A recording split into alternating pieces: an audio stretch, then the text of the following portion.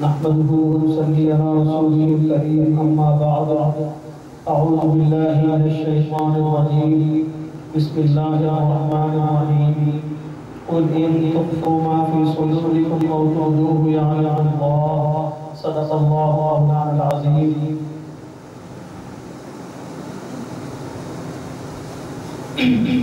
اللہ رب العزت کا بہت بڑا احسان ہے کہ اللہ رب العزت کے فضل و کرم سے ہمارا جو پروگرام ہر ماہ ہوا کرتا تھا، الحمدللہ ثم الحمدللہ ہم نے اس پروگرام کو ہفتہ روزہ پروگرام میں تبدیل کیا، اور وہ مجلس ذکر جو ہر ماہ ہوا کرتی تھی آج الحمدللہ اس کو ہم نے ہفتہ روزہ میں مدد دیا ہے. اور اللہ رب العزت کے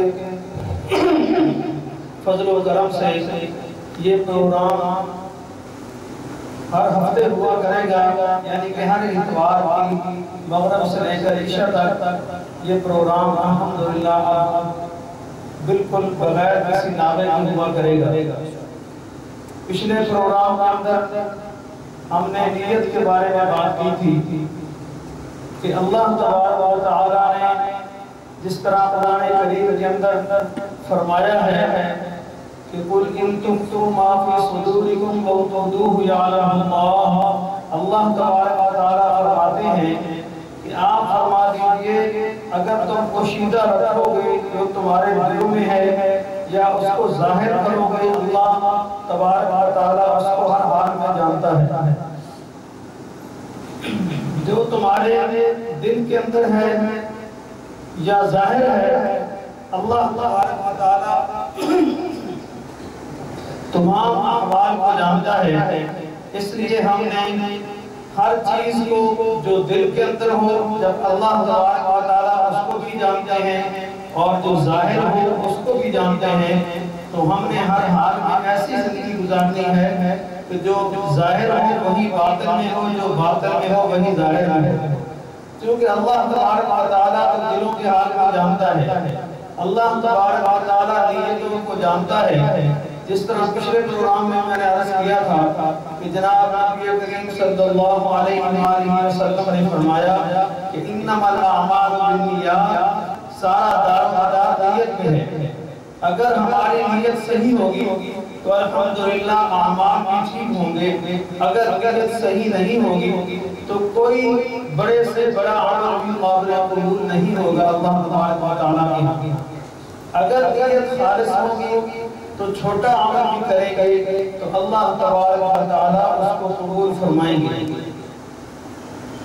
تو ہم نے یہ جو مجلس ذکر شروع کی تھی یہ پہلے ہر ماہ ہوا کرتی تھی، لیکن پچھلے اتوار سے جو اعلان کیا گیا کہ ہر ہفتے شروع ہوگی اور یہ دوسرا پروگرام الحمدللہ ہو رہا ہے.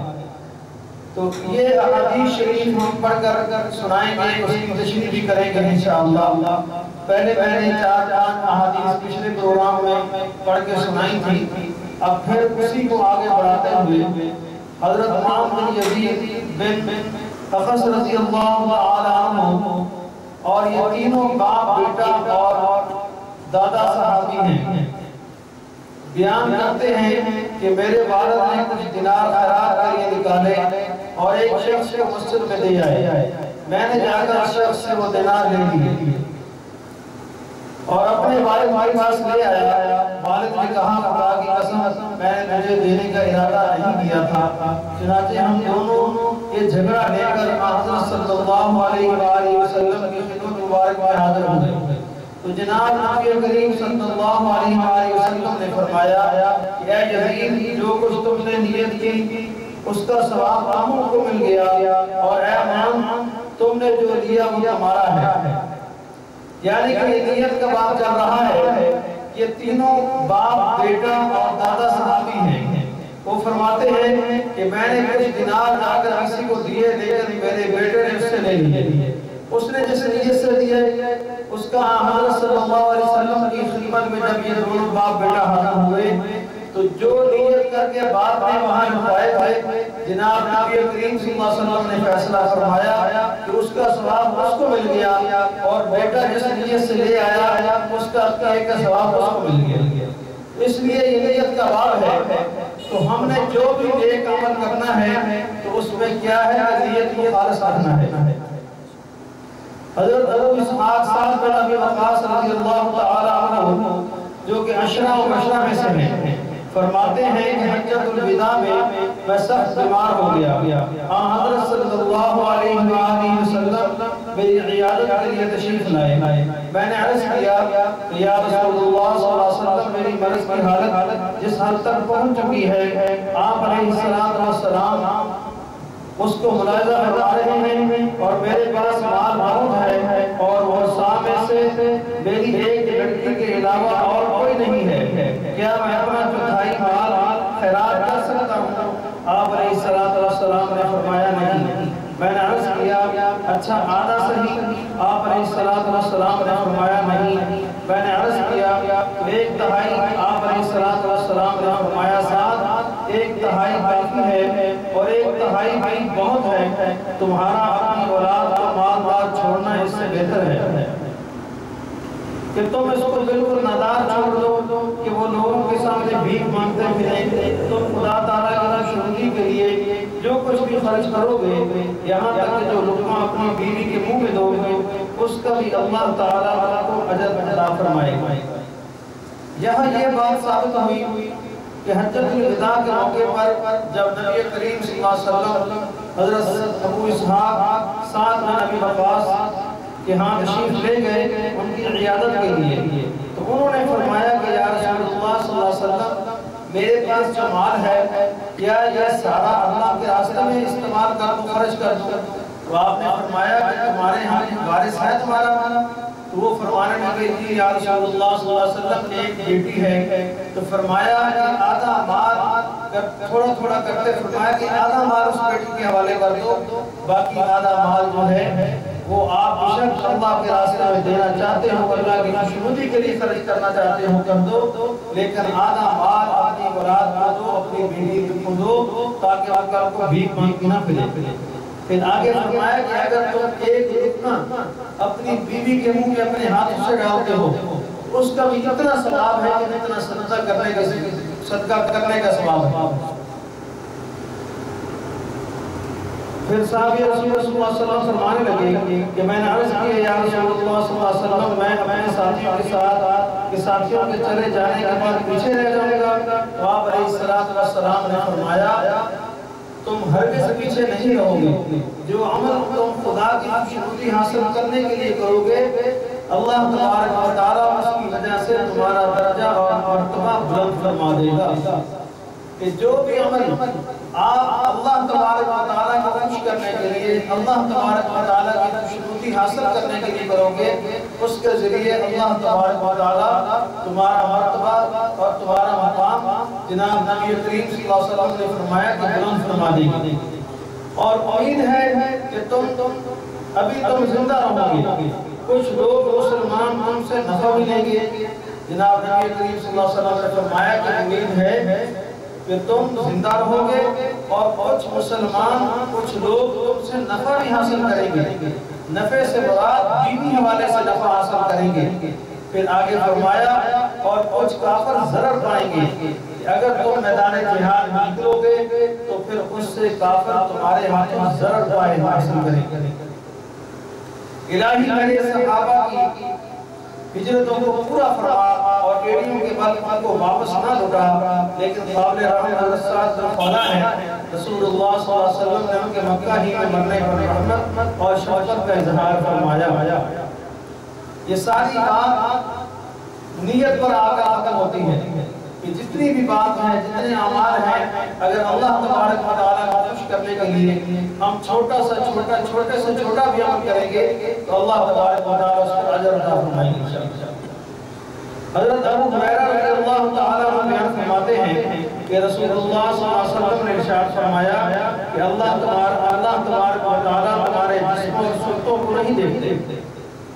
حضرت ابو ہریرہ رضی اللہ تعالیٰ عنہ فرما رہے ہیں کہ کہ جناب نبی کریم صلی اللہ علیہ وسلم نے فرمایا کہ اللہ تبارک و تعالیٰ تمہاری صورتوں اور جسموں کو نہیں دیکھتے، یہ نہیں دیکھتے کس کی کتنی خوبصورت شکل ہے یا کس کا جسم کتنا بڑا ہے، کتنا بڑا قد ہے، کتنا بڑا پہلوان ہے یا پتلے جسم کا مالک ہے۔ اللہ تبارک و تعالیٰ کے ہاں یہ چیز نہیں دیکھی جاتی، بلکہ اللہ تبارک و تعالیٰ بلکہ وہ تمہارے دلوں کو دیکھتے ہیں۔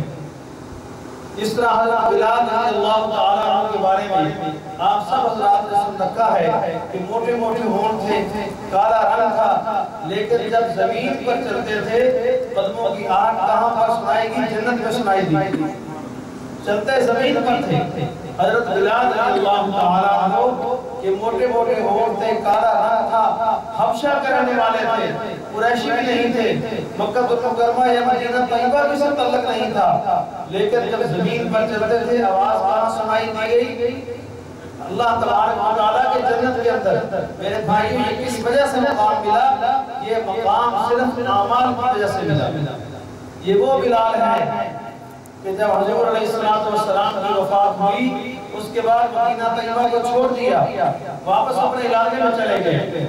ایک دفعہ سرکار دو عالم صلی اللہ علیہ وسلم خواب کے اندر حضرت بلال رضی اللہ تعالیٰ عنہ زیارت ہوئی نبی علیہ السلام کی، وہاں علیہ السلام نے فرمایا بلال کیا ہوا؟ تم ہمیں ملنا ہی چھوڑ گئے، آنا ہی چھوڑ گئے۔ تو میرے بھائیوں نے مدینہ طیبہ کے اندر حضرت بلال رضی اللہ تعالیٰ عنہ پہنچے، لوگوں نے وہاں پر فرمائش کی کہ بلال آپ اذان کہیں، نبی علیہ السلام کی دور کی اذان ہمیں سنائے۔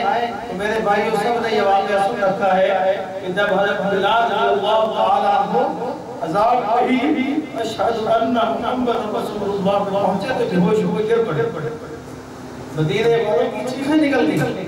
میرے بھائیوں کس لیے کہ جب پہلے اذان کہتے تھے تو نبی علیہ السلام سامنے بیٹھے ہوتے تھے، لیکن آج جب انہوں نے اذان کہی تو حضور علیہ السلام نظر نہیں آئے۔ یہ محبت تھا، عشق تھا ان کا، یہ عقیدت تھی۔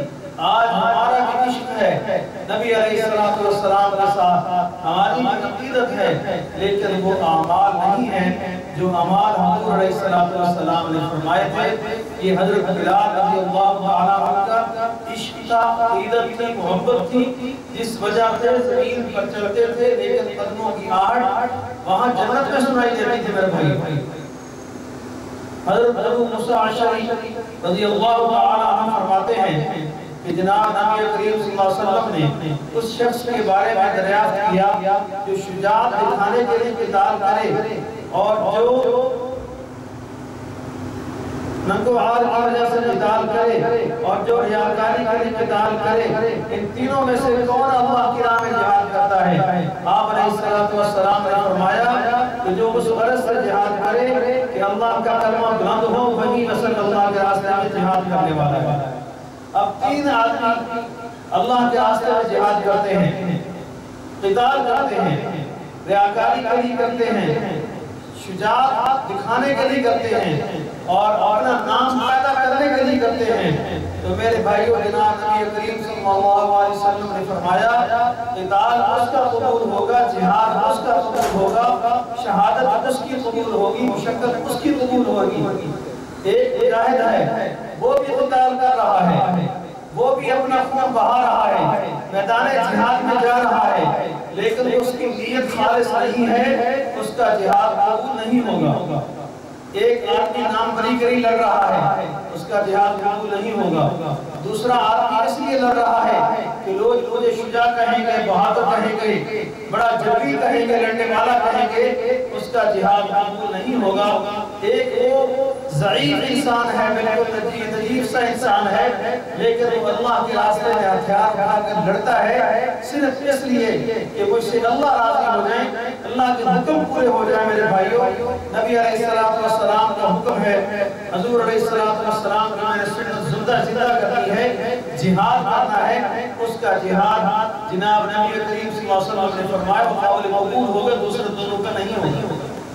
آج بھی آپ مدینہ طیبہ کے اندر جائیں، مسجد نبی کے اندر جائیں، معاہدہ شریف کے بالکل سامنے جہاں پر جا کر ہم سلام پیش کرتے ہیں، جہاں پر سرکار دو عالم صلی اللہ علیہ وسلم آرام فرما رہے ہیں جہاں پر وہ جالی شریف ہے، ادھر حضرت محمد صلی اللہ علیہ وسلم پر روزہ مبارک وہاں پر جا کے درود شریف پڑھتے ہیں، آگے حضرت ابوبکر صدیق رضی اللہ تعالیٰ عنہ کے ہاں، آگے حضرت عمر خطاب رضی اللہ تعالیٰ عنہ کے ہاں، لیکن جہاں جناب نبی کریم صلی اللہ علیہ وسلم کے سامنے وہاں پر درود شریف پڑھتے ہیں، قبلہ رخ ہو کے دیکھیں جہاں جالی مبارک کے سامنے صاحب السیف لکھا ہوا ہے، کیا لکھا ہوا ہے؟ صاحب السیف، یعنی کہ تلوار والا نبی، کیا لکھا ہے؟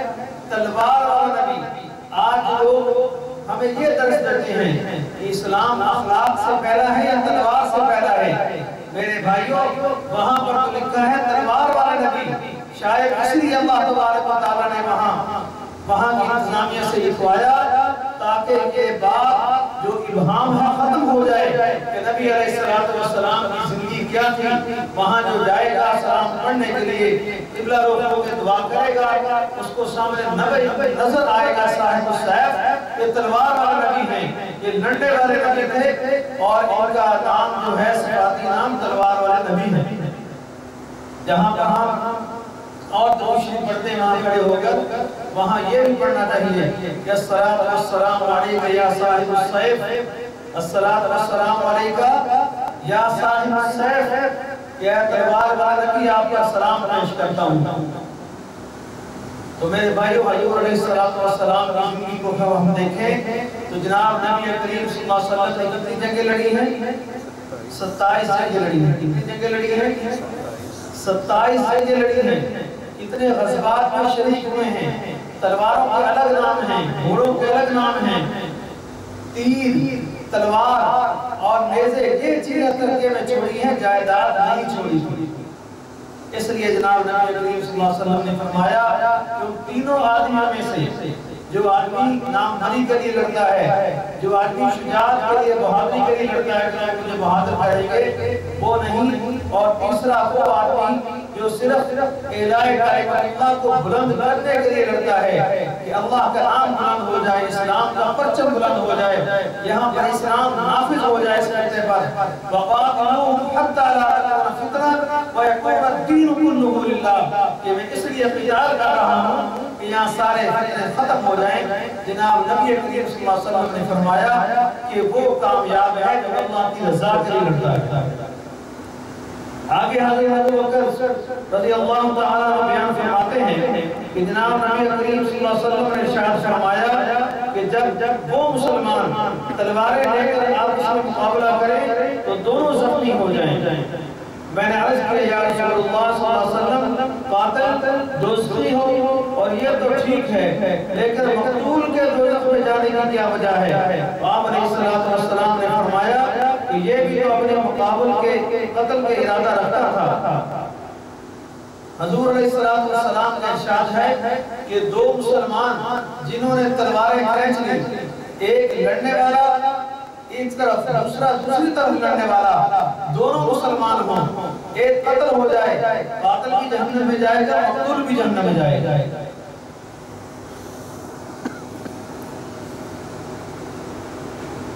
تو صحابی فرماتے ہیں کہ میں نے کہا کہ یا رسول اللہ صلی اللہ علیہ وسلم اس کی کیا وجہ ہے؟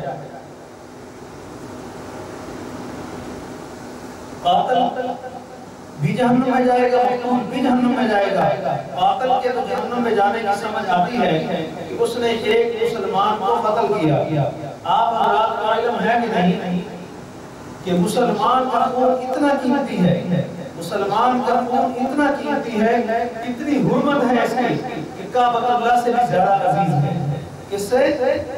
مسلمان کا خون کعبۃ اللہ سے بھی زیادہ عزیز ہے، اس کی اتنی حرمت ہے کہ کعبۃ اللہ سے بھی زیادہ مسلمان کا خون عزیز ہے۔ ایک طرف قاتل بھی جہنم میں جا رہا ہے، دوسری طرف مقتول بھی جہنم میں جا رہا ہے۔ اس لیے اس پر جناب نبی کریم صلی اللہ علیہ وآلہ وسلم نے فرمایا کہ دونوں جہنم میں اس لیے جائیں گے کہ جب انہوں نے ذاتی لڑائی شروع کی تھی، لڑائی تو اسلام کی نہیں تھی، اسلام کفر کی نہیں تھی، ان کی ذاتی لڑائی تھی، اس معاملے پر بھی ہوئی ہے جب ان دونوں کو پتا تھا کہ ہم نے تلواریں کھینچ لی ہیں، ہم نے گنے نکال لی ہیں، ہم نے اسلحہ تان لیا ہے، یا ہم نے خنجر ہاتھوں پہ لے لیے ہیں تو پھر ایک نہ ایک قتل ہونا ہی ہونا ہے۔ جب دونوں اس کام کے لیے تیار تھے تو جناب نبی کریم صلی اللہ علیہ وسلم نے فرمایا کہ یہ دونوں جہنم میں جائیں گے۔ اس لیے میرے بھائیوں ہمیں بچنا چاہیے ایسی لڑائیوں سے جس میں کسی مسلمان کا ناحق خون ہو، کوئی ہمارے ہاتھوں سے قتل ہو یا ہم لڑائی کے دوران کسی کے ہاتھوں سے قتل ہو جائیں۔ جناب نبی کریم صلی اللہ علیہ وسلم نے ایسے معاملات سے ہمیں بچنے کی تلقین عطا فرمائی کہ ہمیں بچنا چاہیے ایسی لڑائیوں سے۔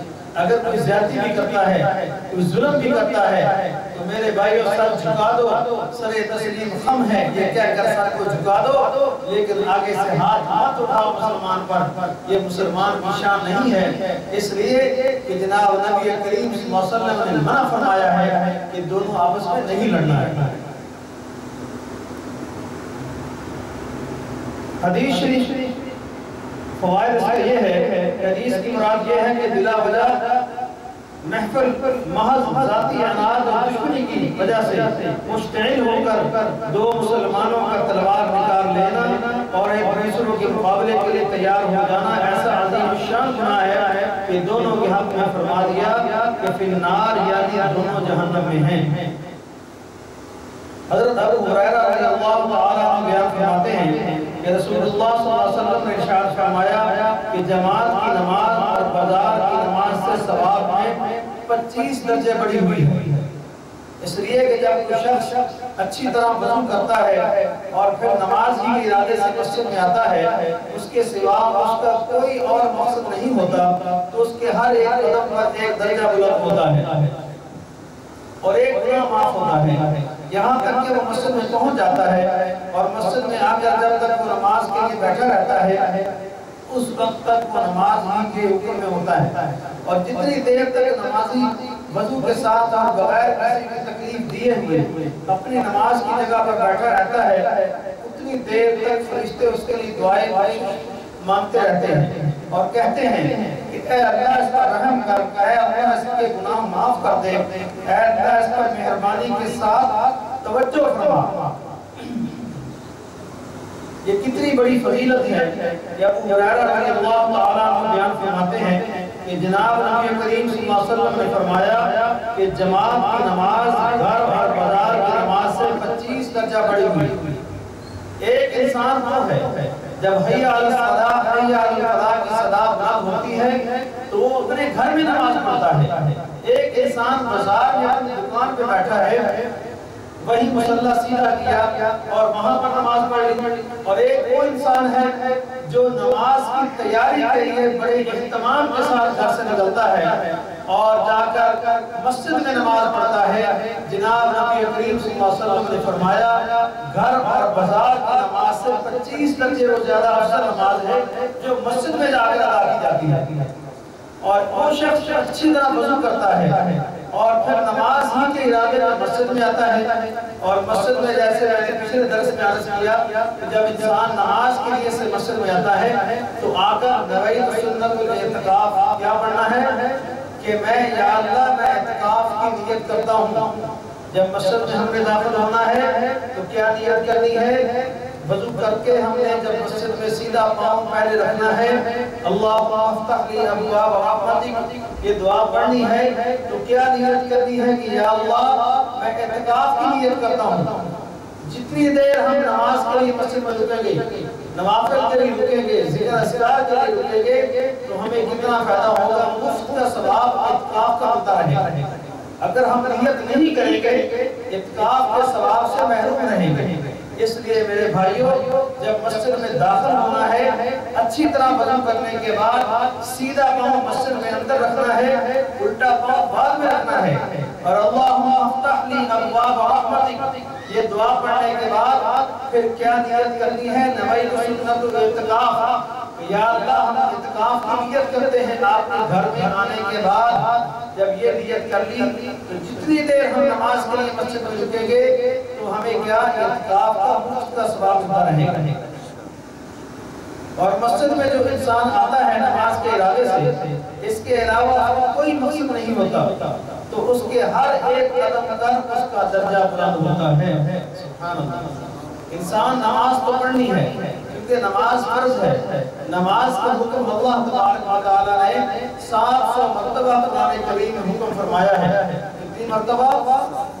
700 مرتبہ. اس ہم سبق کو بار بار دہرائیں گے. نماز کا حکم کتنی مرتبہ اللہ تبارک و تعالیٰ نے قرآن مجید میں دیا ہے؟ کتنی مرتبہ؟ 700 مرتبہ اللہ تبارک و تعالیٰ نے نماز کا حکم قرآن مجید میں دیا ہے. اور یہ ہم نے پڑھنا ہی پڑھنی ہے نماز، کیونکہ نماز فرض ہے. جب انسان گھر سے کسی اور مقصد کی نہیں نماز کی نیت سے مسجد میں داخل ہوتا ہے اور ہر ایک قدم پر اس کا ایک درجہ بلند ہوتا ہے اور ایک گناہ معاف ہوتا ہے. وہ نمازی جس کا گھر مسجد سے دور ہوگا، وہ نمازی جس کا گھر مسجد سے دور ہوگا، بظاہر اس کو تکلیف ہوگی، مشقت ہوگی، لیکن میرے بھائیو دوستو بزرگوں اس کو کتنا فائدہ ہوگا. ہر قدم میں اس کا درجہ بلند ہوگا اور ہر قدم میں اس کے گناہ معاف ہوگا.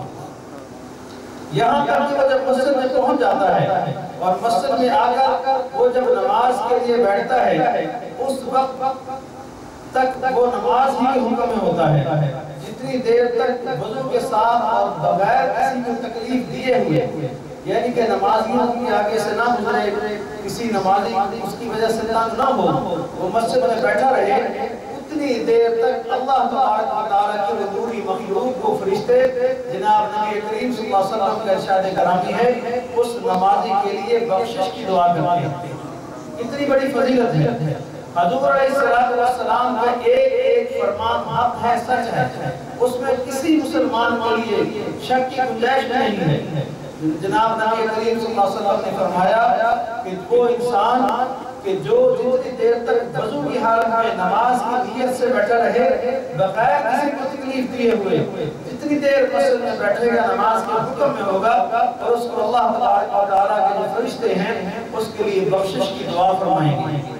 اور آئندہ ہم سب یہ ارادہ کریں کہ جب مسجد میں داخل ہوں اعتکاف کی نیت کر کے بیٹھے باوضو ہو کے داخل ہوں، جتنی دیر مسجد میں داخل ہوں بیٹھے ہوں اعتکاف کی نیت کریں اور نماز کے حکم میں ہم ہوتے ہیں تو وہ حضور علیہ السلام کا اس ارشاد گرامی جو فرمایا کہ اللہ کی نوری مخلوق اللہ کے فرشتے اس کے لیے بخشش کی دعا فرمائیں گے تو انشاءاللہ ہم بھی اس میں شامل ہو جائیں گے.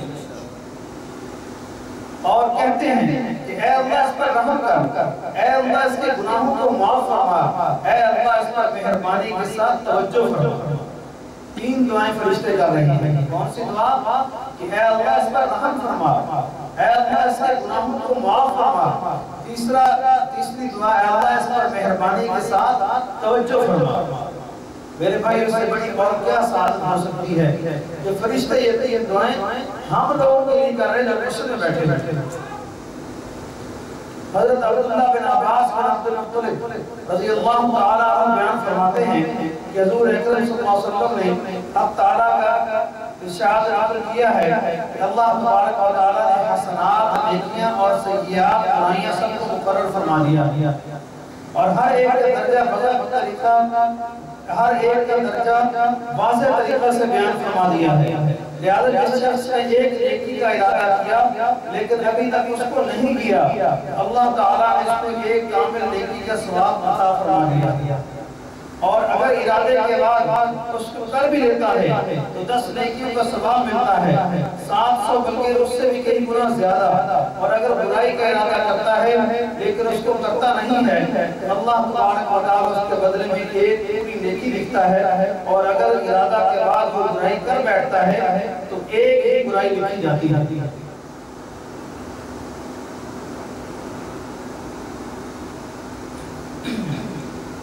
حضرت عبداللہ بن عباس بن عبد المطلب رضی اللہ تعالیٰ عنہ بیان فرماتے ہیں کہ جناب نبی کریم صلی اللہ علیہ وسلم کے ارشاد نقل فرماتے ہیں کہ اللہ تبارک و تعالیٰ نے حسنات یعنی کہ نیکیاں، سیئات، برائیاں سب کو مقرر فرما دیا.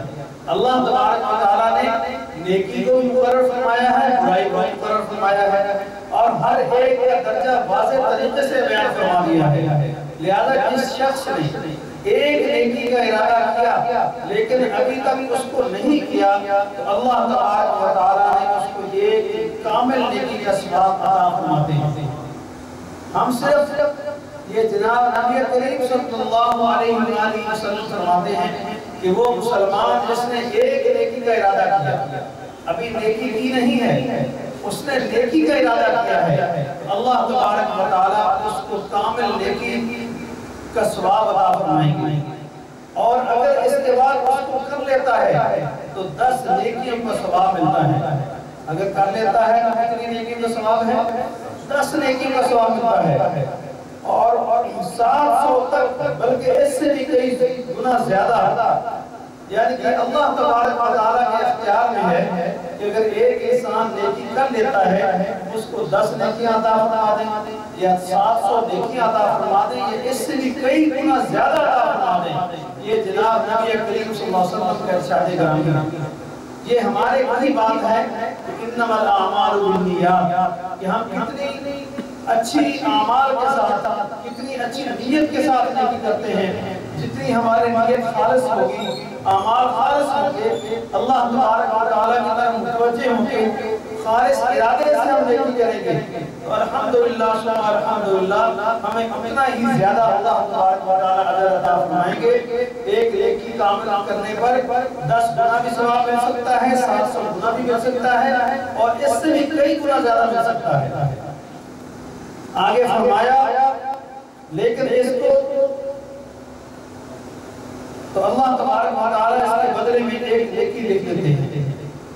اگر ارادے کے بعد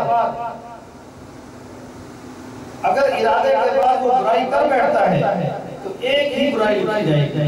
دیکھو نا، نیکی کا ارادہ کرتے ہیں تو نیکی کامل، نیکی کا ثواب، اگر اس کو کر لیتے ہیں تو 10 گنا، اس سے زیادہ 700 گنا، اس سے زیادہ کئی 100 گنا۔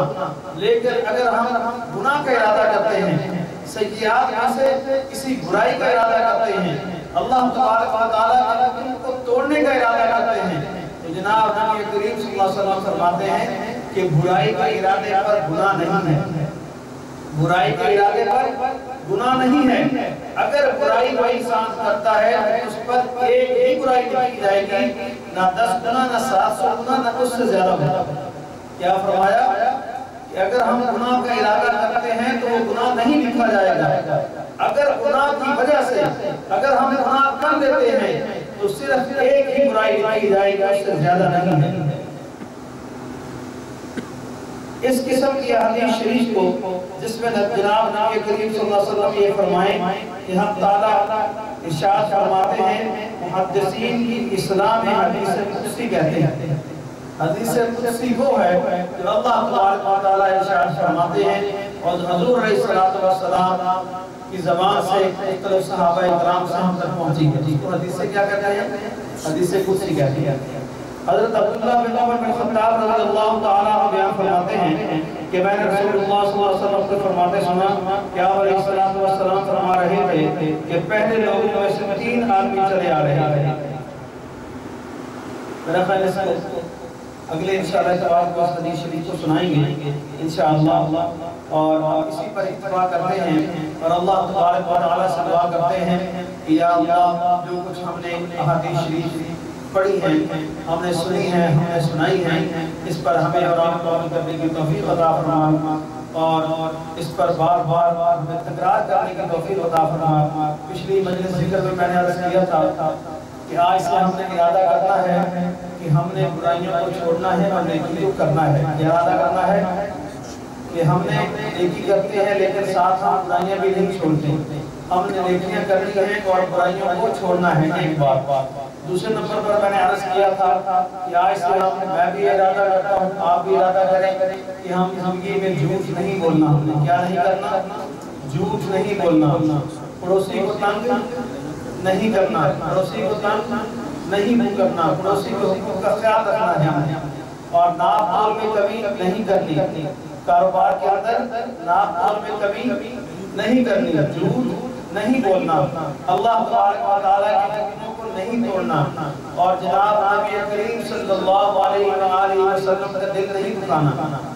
جناب نبی کریم صلی اللہ علیہ وسلم کا دل کس طرح دکھتا ہے کہ جب ہم 5-6 فٹ کی باڈی پر اسلام نافذ نہیں کرتے، ہماری جو 5-6 فٹ کی جسامت ہے، جب اس جسامت پر ہم لباس کے حوالے سے بالوں کے حوالے سے سر کے بال ہمارے کٹنگ ہو تو انگریزی بال ہو تو جناب نبی کریم صلی اللہ علیہ وسلم کا دل دکھتا ہے، لباس ہمارا انگریزی ہو تو دل دکھتا ہے، شلوار ٹانگوں سے نیچے نیچے ہوگی تو جناب نبی کریم صلی اللہ علیہ وسلم کا دل دکھے گا یا نہیں دکھے گا؟